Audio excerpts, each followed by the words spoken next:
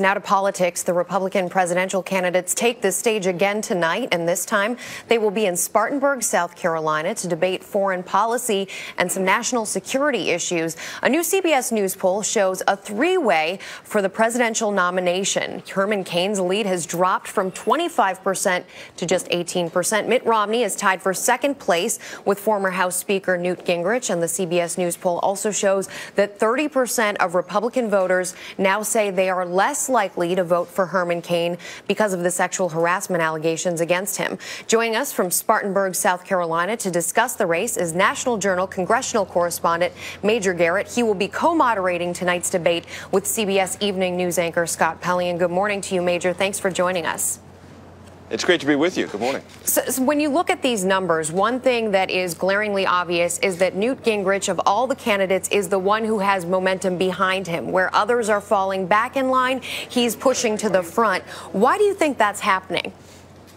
A couple of reasons. And I would also stress, when you look at national polls right now, remember the most important polls are the ones taken in the early primary and caucus states. So what a national poll says may not be what's happening here in South Carolina, for example. But I will tell you, in South Carolina this week, Newt Gingrich opened 5 offices. I've talked to Republican statewide officials here who are impressed with the organization that Newt Gingrich is beginning to put together in this state.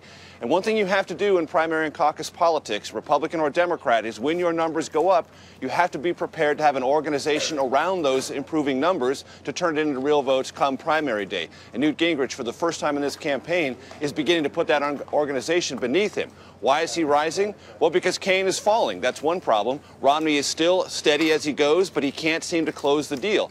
So there has been this process in the Republican primaries to go to somebody who's not Mitt Romney. Right now, that's Newt Gingrich, and I expect him to do very well in the debate tonight. I expect Ron Paul to do very well. Rick Santorum, I've heard a lot of people here in South Carolina talk about him. It's going to be a wide-open exchange, an opportunity for a lot of candidates, and certainly Newt Gingrich is going to try to seize upon it tonight. You bring up the fact that Romney has been steady as he goes. Now he's running neck and neck, according to the recent poll, with Gingrich. So is that a concern for Romney's camp? It is a concern because at some point when the challengers begin to go down, you should go up. At some critical point, if you're the front runner and you've consistently been the front runner, you need to consolidate your support and then build upon it. The consolidation has occurred at about 20%, give or take, in all these various states, Iowa, New Hampshire, South Carolina. Mitt Romney is clearly the person to beat, but if he loses an early contest, as for example could happen in Iowa, he could lose some momentum in New Hampshire. However, you talk to Republicans here, they say Romney still is the odds-on favorite, but until people start voting, we're not going to know for sure. Cain and Perry go into tonight's debate. Neither of them are known necessarily for their stance on foreign policy. It isn't their strong suit. How do we think they'll perform tonight versus other people who have been around the political system, the likes of Gingrich, the likes of Romney?